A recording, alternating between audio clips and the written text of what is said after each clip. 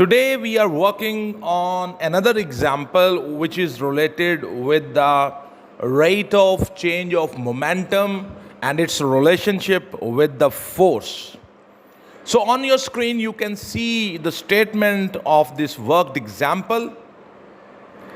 How much time is required to change 22 Newton second momentum by a force of 20 Newton?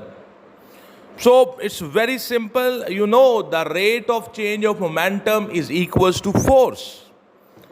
P2 minus P1 divided by T is equals to F. The change in the momentum is 22 Newton second. The time is question. And the force is 20 Newton.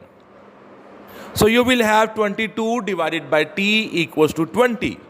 So T will be equals to 22 divided by 20. So the T will be 1.1 second. So in this example, you see that we have a relationship between the rate of change of momentum and the force applied. Thank you very much.